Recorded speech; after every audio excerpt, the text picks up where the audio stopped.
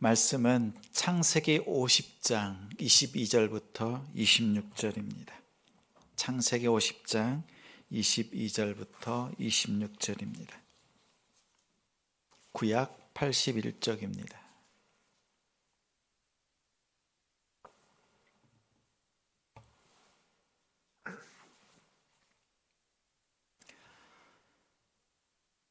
제가 읽겠습니다.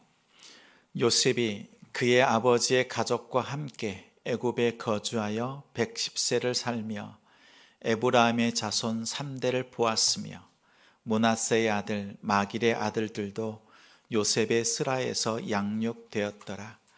요셉이 그의 형제들에게 이르되 나는 죽을 것이나 하나님이 당신들을 돌보시고 당신들을 이 땅에서 인도하여 내사 아브라함과 이삭과 야곱에게 맹세하신 땅에 이르게 하시리라 하고, 요셉이 또 이스라엘 자손에게 맹세시켜 이르기를 하나님이 반드시 당신들을 돌보시리니 당신들은 여기서 내 해골을 메고 올라가겠다 하라 하였더라. 요셉이 110세의 죽음에 그들이 그의 몸에 향재료를 넣고 애굽에서 입관하였더라. 아멘. 꿈을 비전으로 바꾸는 사람, 꿈을 비전으로 바꾸는 사람이라는 제목으로 말씀 전합니다. 창세기 1장은 태초에 하나님이 천지를 창조하시니라 이렇게 시작합니다. 창세기의 마지막 장 50장은 야곱과 요셉의 죽음으로 끝납니다. 아담과 하와를 창조하시고 생명을 주셨지만 죄 때문에 에덴 동산에서 쫓겨났습니다. 사람은 죽을 수밖에 없는 존재가 되었습니다. 창세기를 둘러싸고 있는 생명과 죽음, 이 생명과 죽음을 통해서 하나님께서 우리에게 주시는 메시지는 무엇일까요? 죄를 지은 인생은 죽을 수밖에 없다. 그 결과는 죽음이다 라는 교훈일까요? 전도서에서 말하는 것처럼 인생이란 덧없다, 별것 아니다 라는 그런 메시지를 주는 것일까요? 창세기는 창조의 경쾌한 선율로 시작했습니다. 그러나 곧 죄의 그림자가 드리워지고 어둡고 침울한 분위기의 음악으로 바뀌어버렸습니다. 창세기 12장에 이르러서야 그 분위기가 서서히 바뀌기 시작합니다. 12장에 누가 등장합니까? 아브라함, 이삭, 야곱, 요셉의 이야기가 등장합니다. 창세기의 80%의 분량을 차지합니다. 많은 지면을 할애하면서 그들이 살아온 삶의 이야기를 전합니다.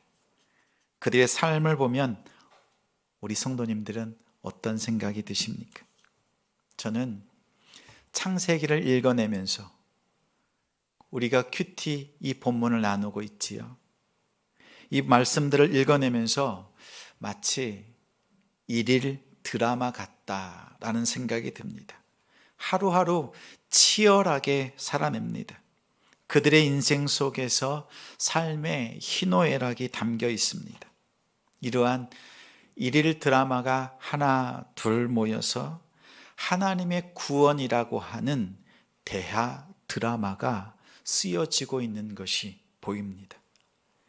이 대하 드라마는 일일 드라마들이 모여서 하나님의 대하 드라마, 이것을 기록한 것이 창세기입니다. 우리의 하루하루는 일일 드라마입니다. 하나님께서 우리에게 대본을 주셨습니다. 대본을 딱 펼쳐보니까 내가 해야 될 일들이 보입니다. 여러분의 삶을 하루를 시작할 때 펼쳤을 때 오늘 무엇을 해야 하는지, 그 안에 어떠한 역할이 있는지 보이십니까? 보이던가요? 저는 매일 하나님이 주시는 대본을 펼쳐보면 대본을 받긴 받았는데 그 안에 아무런 시나리오가 없습니다. 하나님은 우리에게 인생을 맡기시고 그 대본을 하나님의 뜻에 맞게 스스로 각색하고 시나리오를 쓰고 또 그대로 행동하도록 우리에게 아무 글이 없는 대본을 우리에게 맡기셨습니다. 우리의 삶은 분명 하나님께서 주신 겁니다. 그러나 그 안에 있는 믿음의 삶은 우리가 결단하고 써내려가는 것이 우리의 인생입니다. 만약 하나님께서 우리에게 이렇게 하라 저렇게 하라라고 다 써서 조목조목 주셨다면 우리의 삶은 조종당하는 삶이었을 것입니다. 그러나 하나님께서는 우리에게 빈 백지와 같은 인생을 맡기시고 오늘 하루를 어떻게 살아가는지 그리고 하나님의 대하 드라마에 맞춰서 어떻게 살아가야 될지를 고민하도록 우리에게 빈 대본을 주셨습니다. 우리 성도들이 하나님의 뜻에 맞게 그 일일 드라마를 써내려가는 지혜로운 우리 남동탄 지성교회 성도들이 되길 소망합니다. 아브라함과 이삭, 야곱과 요셉의 삶을 보면서 발견하는 것이 있습니다.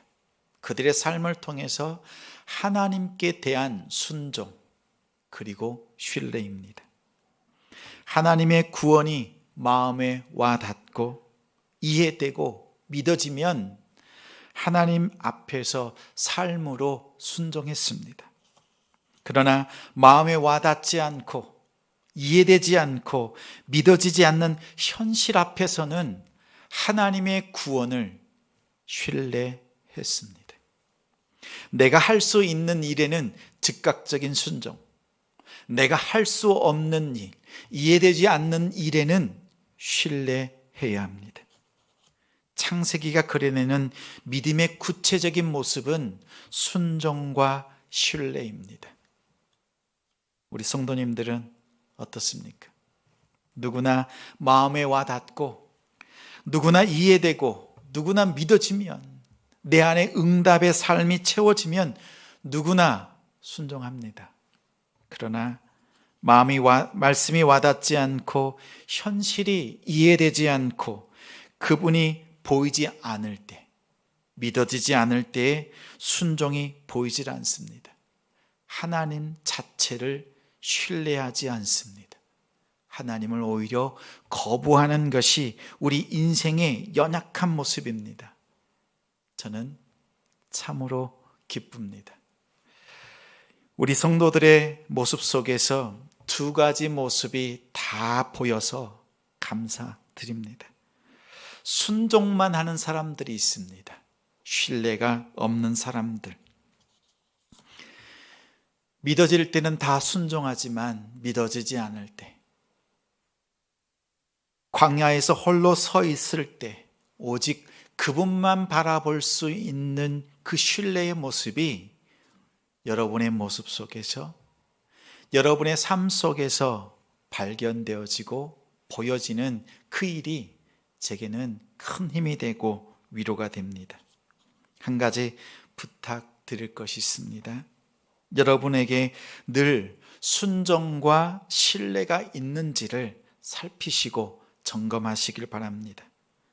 우리의 순종과 신뢰는 거품이거든요. 있는 것 같지만 한순간 사라지고 마는 물거품과 같습니다. 행동하는 순종, 살아있는 신뢰, 그 믿음을 드리는 성도가 되길 바랍니다. 창세기의 아브라함과 이삭, 야곱과 요셉의 삶을 통해서 진정한 순종이란 무엇인가? 참된 신뢰가 어떤 것인지를 깨닫게 하십니다. 믿음의 사람들의 일일 드라마가 하나님의 구원이라고 하는 대하 드라마에 연결되어 있음을 발견케 합니다. 그들의 순종, 그들의 신뢰를 통해서 하나님의 구원이 아주 긴박한 음악처럼 흐르기도 하고 때로는 아주 느리게 흘러가는 강물처럼 우리의 삶 속에 흘러갑니다. 믿음의 사람은 가장 결정적인 순간을 매듭을 잘 짓습니다. 매듭을 지을 때 순종과 신뢰로 자신의 삶을 돌아봅니다. 1년에 한 번 예배를 드린다면 1년 동안 있었던 자기의 삶을 매듭을 짓는 거죠. 어떤 사람들은 한 달에 한 번 예배를 드립니다. 자신의 삶을 한 달에 한 번 매듭을 짓는 거죠. 매듭이 잘 지어지겠습니까? 우리 성도들은 일주일에 한 번 하나님을 예배합니다. 예배를 드리면서 한 주간의 삶을 돌아보지요. 일주일에 한 번 매듭을 짓는 성도입니다. 그러나 어떤 성도는 매일 하나님께 기도합니다. 새벽 제단을 쌓습니다. 하나님 앞에 매 시간 드리면서 매듭을 짓습니다. 어떤 매듭이 제대로 된 매듭일까요? 1년에 한 달에 한 번, 한 주간에 한 번, 아니 매 시간마다 자신의 삶을 순종과 신뢰하는 매듭으로 지어드리는 사람이 제대로 하나님 앞에 매듭 지을 수가 있습니다. 오늘 50장에 나오는 야곱의 죽음, 또 요셉의 죽음을 통해서 우리가 어떠한 믿음의 매듭을 지어야 되는지 우리에게 보여주고 있습니다. 요셉은 인생의 매듭을 잘 지었습니다. 한편 형제들은 그렇지를 못했습니다. 창세기 50장 15절에 이렇게 말합니다. 요셉의 형제들이 그들의 아버지가 죽었음을 보고 말하되 요셉이 혹시 우리를 미워하여 우리가 그에게 행한 악을 다 갚지나 않을까 하고 요셉에게 말을 전하여 이르되 당신의 아버지가 돌아가시기 전에 명령하시기를 너희는 이같이 요셉에게 이르라. 내 형들이 내게 악을 행하였을지라도 이제 바라건대 그들의 허물과 죄를 용서하라. 형제들의 허물과 죄를 용서하라 하셨나니 당신 아버지의 하나님의 종들인 우리의 죄를 이제 용서하소서 하며 요셉이 그들이 그에게 하는 말을 들을 때에 울었더라. 아버지 요셉이 죽을 때 형들은 두려워합니다. 요셉은 이미 그 전에 창세기 45장에 그들을 만났을 때 얘기했습니다. 내가 애굽으로 온 것 당신들이 나를 판 것이 아니라 하나님께서 나를 이곳에 보내셨습니다. 나는 당신들을 용서하고 말 것이 없습니다. 하나님께서 하신 일입니다. 이렇게 고백했습니다. 그런데 형제들은 아버지가 죽자마자 요셉이 마음을 돌이켜서 자신들을 해할까 봐 두려워했습니다. 과거의 죄에 매여 있는 인생들이었습니다.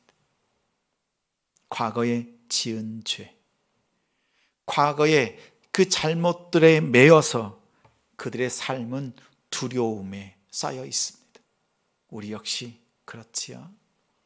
내가 지은 과거의 죄, 그것에 매여 있습니다. 예수님은 십자가에서 우리에게 말씀하셨습니다. 내가 너의 모든 죄를 용서하고 해결했다고 말씀하십니다. 근데 우리 마음속에 그 죄의 흔적으로 고민하고 갈등하고 아파합니다. 이것은 하나님을 불신하는 것입니다. 제대로 된 믿음이라고 볼 수가 없습니다. 오래전에 이미 다 용서한 그 사랑을 기억하고 이제 요셉은 형제들을 다 품어냅니다. 아버지 야곱의 죽음을 계기로 형제들과 진정으로 하나 됩니다. 권위 있는 사람이 되었습니다. 권위란 무엇입니까? 권면하고 위로하는 역할입니다. 요셉은 권위주의가 아니라 권위를 통해서 하나님의 사랑으로 진정한 믿음의 공동체로 거듭나도록 그들을 다 품어내었습니다. 그리고 자신의 죽음을 통해서 세 가지를 후손들에게 전하였습니다. 첫째는 요셉은 꿈을 비전으로 바꾸었습니다. 24절을 함께 읽겠습니다. 요셉이 그의 형제들에게 이르되 나는 죽을 것이나 하나님이 당신들을 돌보시고 당신들을 이 땅에서 인도하여 내사 아브람과 이삭과 야곱에게 맹세하신 땅에 이르게 하시리라 하고, 아버지 야곱은 자신을 가나안 땅에 묻어달라고 유언했습니다. 요셉은 아버지의 유언대로 가나안 땅에 올라가서 아버지를 장사합니다.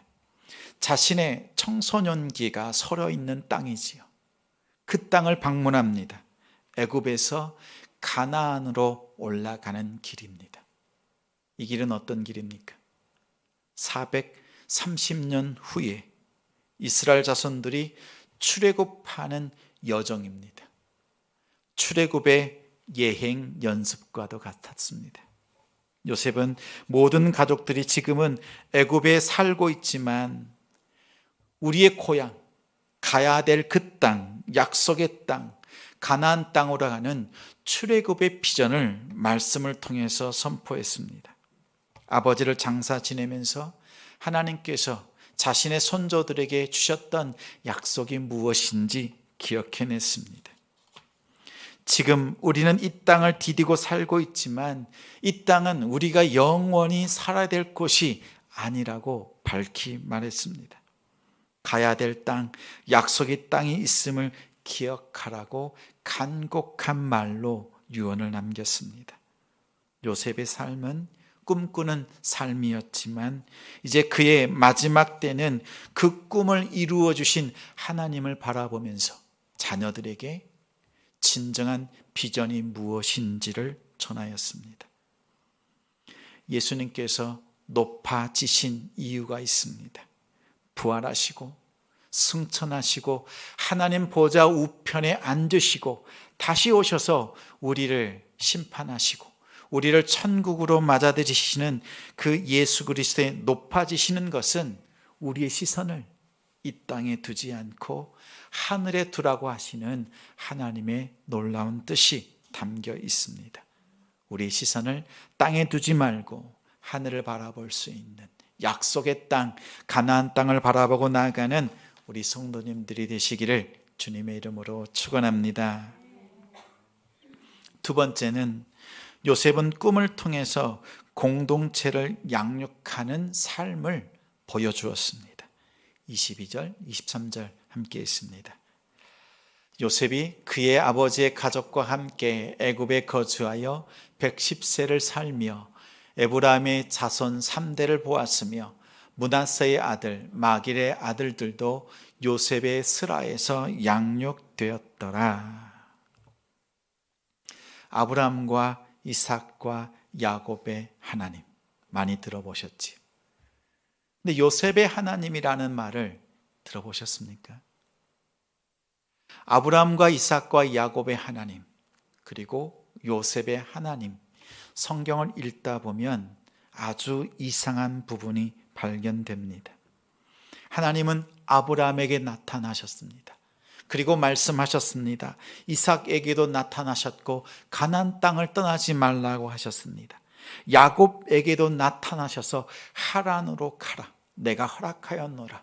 또한 애굽으로 내려가라, 내가 너와 함께 한다고 말씀하셨습니다. 그런데 요셉의 이야기 속에는 하나님이 함께 하셨다, 동행하셨다라는 표현은 있지만 하나님이 나타나셔서 요셉에게 말씀하여 이르시기를, 이러한 구절이 단 한 절도 없습니다. 단 한 번도 없습니다. 하나님이 요셉에게 나타나셨다라는 말씀이 전혀 없습니다. 심지어 꿈을 해몽할 때도 하나님께서 요셉에게 그 꿈을 해몽하도록 알려주셨다라는 표현 자체가 아예 없습니다. 죽을 웅덩이에 빠지고 주인 마님의 모함에 당하고 은혜를 베풀었지만 2년 동안 옥에 갇히는 신세가 되었습니다. 이러한 모든 과정을 돌아보면서 어떻게 하나님이 자신을 먼저 애굽으로 보내셨다, 이러한 고백을 할 수 있을까? 하나님께서 나에게 말씀을 주셨다. 이러한 아무런 구절이 없는데도 불구하고 요셉의 신앙은 대단합니다. 심지어 그러한 어려움 속에서도 하나님 앞에서 내가 죄를 지을 수도 없고 이 꿈을 행망하는 모든 것이 하나님께서 하시는 일이라고 고백했습니다. 우리의 자녀들이 이러한 신앙, 이러한 믿음을 갖기를 원합니다. 특별한 하나님의 말씀이 주어지는 기적과 같은 일이 없지만 그들의 삶 속에서 하나님이 일하심을 고백할 수 있는 우리의 자녀들, 그리고 우리의 믿음들이 되기를 소망합니다. 나로 하여금 꿈꾸게 하신 그 꿈, 그렇지만 하나님의 약속의 말씀이 직접적으로 자신에게 주어지진 않았지만 하나님이 늘 동행하는 삶으로 보여주는 삶이 되었습니다. 요셉의 꿈은 형들이 자신에게 절하는 것이 아니었습니다. 형들보다 더 잘되고 더 성공하는 것이 아니라 12 형제를 섬기고 양육하는 것이 자신의 진정한 꿈이었음을, 하나님의 기대였음을 바라보았습니다.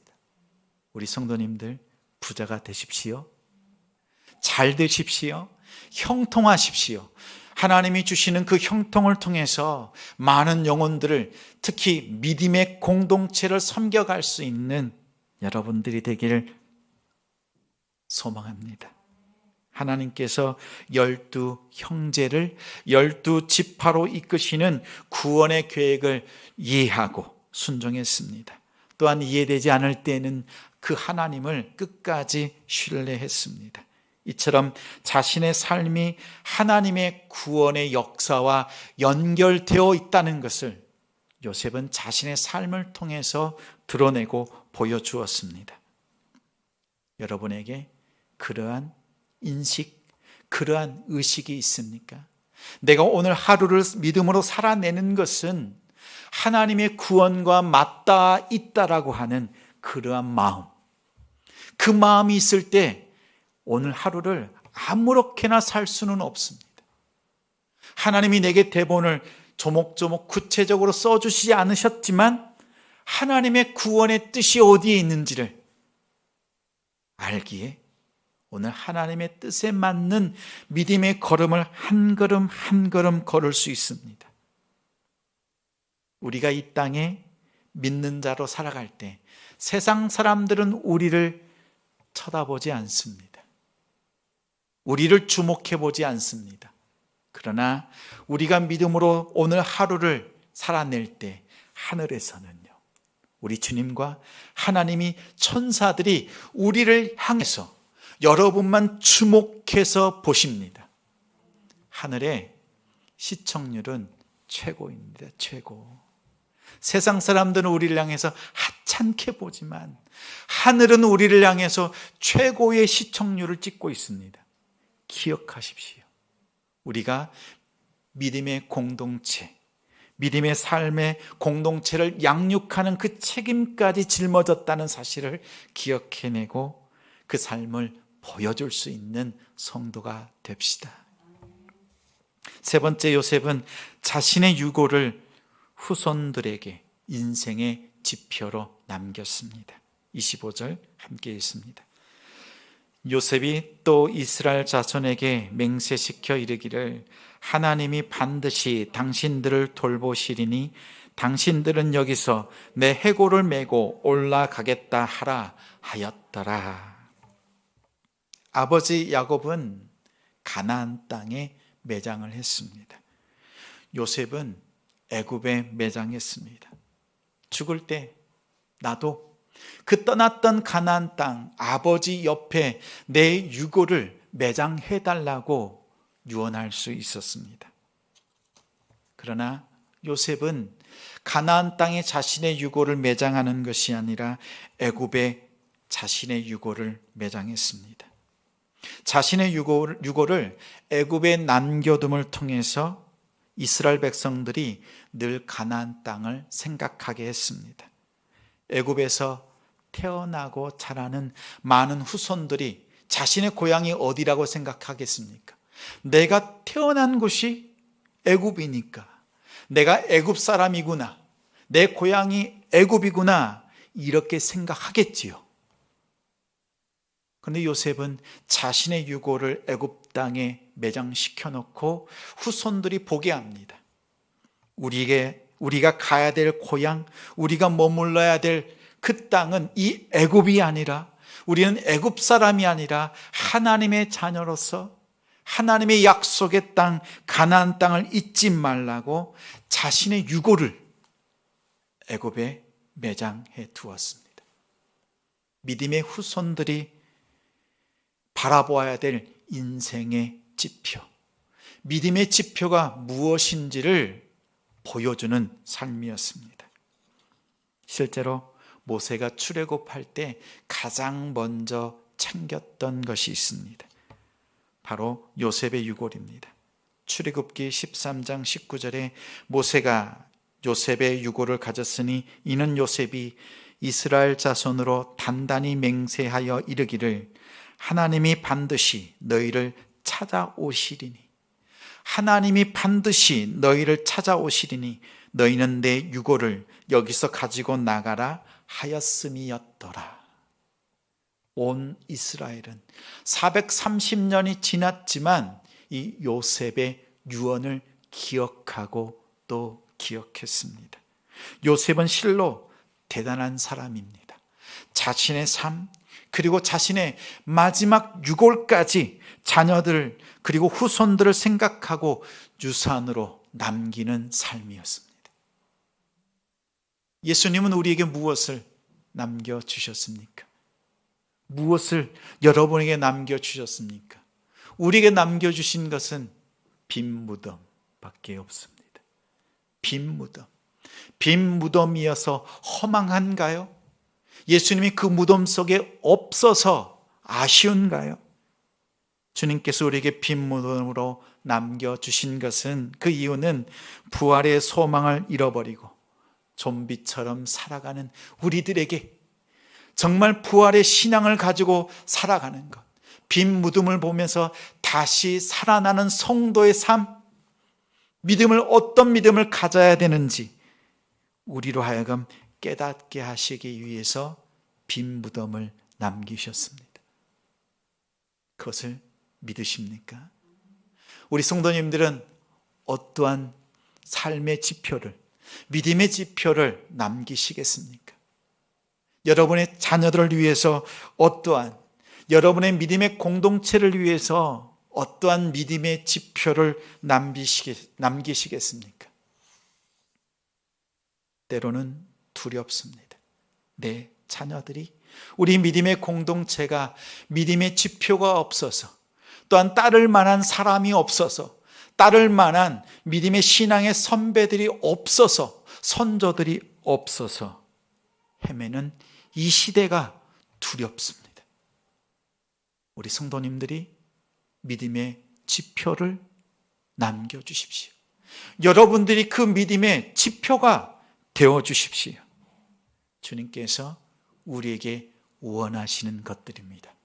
특별히 다음 주 추수감사주의를 준비하면서 마음속에 늘 떠오르는 것은 다음 세대입니다. 다음 세대. 우리의 세대 속에서도 하나님께서 복을 주시지만 다음 세대에 하나님이 주시는 그 은혜와 복, 그들이 어떠한 믿음의 지표를 가지고 살아가야 되는지, 무엇을 남겨야 되는지 다시 한번 생각하고 기도할 수밖에 없습니다. 두려운 마음으로 하나님 앞에 엎드릴 수밖에 없습니다. 그 자리에 우리 성도님들이 함께 기도로 믿음의 지표를 세워주시기를 부탁드립니다. 더 구체적인 내용들은 또 말씀을 통해서 나눌 겁니다. 기억해 주실 것은 요셉처럼 다음 세대, 자녀손들을 기억하면서 믿음의 공동체가 하나님 앞에 어떻게 나아가야 되는지 믿음의 지표를 남기기에 애쓰고 수고하는 성도들이 되어주시기를 부탁드립니다. 우리의 인생은 마지막 호흡을 마치면 죽음이라고 합니다. 요셉은 자신의 죽음을 통해서 세 가지를 전했습니다. 꿈을 출애굽의 비전으로 바꾸었습니다. 자신의 삶이 하나님과 연결된 삶이었음을 깨닫고 공동체를 양육하는 삶을 보여주었습니다. 자신의 유고를 후손들의 인생의 지표로 남겼습니다. 기억하십시오. 요셉이 한 일 바꾸었습니다. 보여주었습니다. 남겼습니다. 바꾸어 주었습니다. 보여주었습니다. 남겼습니다. 첫 글자를 따면 바꾸었습니다. 보여주었습니다. 남겼습니다. 바, 보, 남. 요셉의 삶은 한 문장으로 바보남과 같은 삶을 살았습니다. 그의 삶을 누가 헛된 삶이라고 말하겠습니까? 우리 역시 바꾸고 보여주고 남기는 믿음의 삶으로 살아내는 성도님들이 되시기를 주님의 이름으로 축원합니다.